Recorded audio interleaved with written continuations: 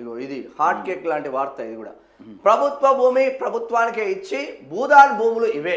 250 ఎకరాల భూదాన్ భూముల్లో అక్రమాలు నిజమే.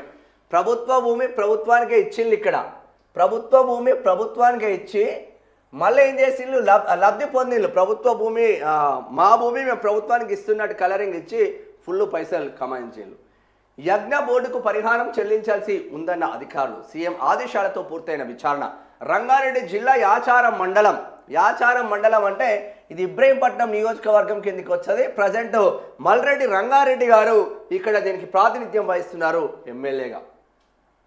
భూదాన్ భూముల వ్యవహారంలో తాడిపత్రిలో భూదాన్ భూముల వ్యవహారంలో అక్రమాలు నిజమేనని విచారణ అధికారులు తేల్చారు. ప్రభుత్వానికి చెందిన భూదాన్ భూములపై హక్కులు వదులుకోవడమే కాక అధికారులు అప్పనంగా ప్రజాధనాన్ని ఇతరులకు పంచి పెట్టారని నివేదించారు. 2018లో హైదరాబాద్ గ్రీన్ ఫార్మాసిటీ కోసం భూసేకరణ చేపట్టగా భూదాన్ భూములకు సంబంధించిన పరిహారాన్ని భూదాన్ యజ్ఞ బోర్డు పేరుపైన డిపాజిట్ చేయాల్సి ఉండగా చేయలేదని నివేదికలో పేర్కొన్నారు. దీంతో కొందరు ప్రభుత్వ భూమిని తిరిగి ప్రభుత్వానికి అప్పగించి డబ్బులు కాజేసినట్లు తెలిసింది. 2016 నుంచి 2022 వరకు జరిగిన ఈ వ్యవహారంలో పై స్థాయి నుంచి మండల స్థాయి వరకు రెవెన్యూ అధికారులు కళ్ళు మూసుకోవట్లేదు. ముందు టేబుల్ పైన కట్టలు ఇట్లా కట్టలు ఉంటాయి, పైసల కట్టలు ఉంటాయి టేబుల్ పైన.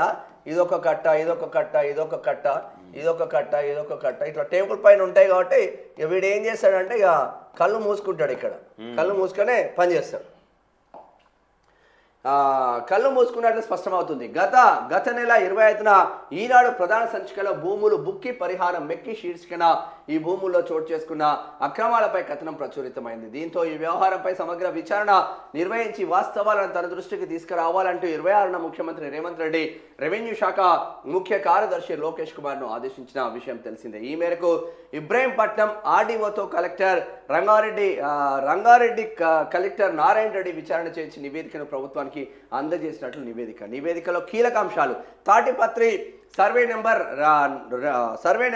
104లో 516 అయ్యా 516 ఎకరాలయ్యా 516 పాయింట్ అంటే 516.5 ఎకరాలు.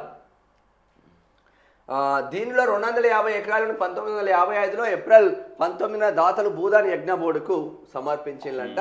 ఇక చర్యలే తరువాయి అంటున్నారు. తాటిపత్రి భూముల వ్యవహారంలో చోటు చేసుకున్న అక్రమం వాస్తవమేనని తేల్చిన నేపథ్యంలో ప్రభుత్వం ఎటువంటి చర్యలు చేపడుతుందనేది ఆసక్తిగా మారింది. ఇక 2013లో భూదాన్ యజ్ఞ బోర్డు ఆచారం తహసీల్దార్కి భూములకు సంబంధించిన ఉత్తరం కూడా రాసింది. అనంతర కాలంలో ఇబ్రహీంపట్నం ఆర్డీఓ ఆచారం తహసీల్దార్లకు మధ్య ఉత్తర ప్రత్యుత్తరాలు కూడా జరిగినట్లు సమాచారం. అయినప్పటికీ బోర్డుకు చెందాల్సిన హక్కుల విషయంలో ఏకపక్షంలో ఆ భూముల్లో కొందరికి హక్కులు ఉన్నాయని రెవెన్యూ అధికారులు పరిహారం చెల్లించడం, తిరిగి పునరావాసం కింద ఖరీదైన ప్లాట్లను కట్టబెట్టినందుకు కూడా లబ్ధిదారుల జాబితాలో రూపొందించడం అనేక అనుమానాలకు తావిస్తుంది. ఇక చూడు కథ. ఇక్కడ 516 ఎకరాల భూమి. ఇది భూదాన్ భూములు ఈడ ఏం చేసిందంటే దుర్మార్గులు భూదాన్ భూములు మావే అని చెప్పేసి ఓన్ భూములు అని చెప్పేసి మళ్ళా మేము ఇక ప్రభుత్వానికి ఇచ్చేస్తున్నామని మళ్ళా ప్రభుత్వానికి ఇచ్చేసి ఇక్కడ పరిహారం పొందిండ్రు దుర్మార్గులు.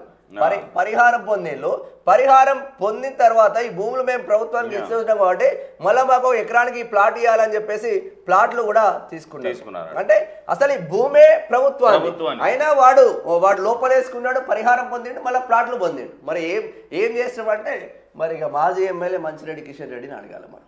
ఇబ్రహీంపట్నం మాజీ ఎమ్మెల్యే మరి ఎడిపోతుందో అర్థం కాదు. కానీ ఇప్పటికైనా రేవంత్ రెడ్డి చర్యలు తీసుకోమనడంతోనే స్టార్ట్ అయింది తప్ప అప్పటి వరకు స్టార్ట్ కాలేదు.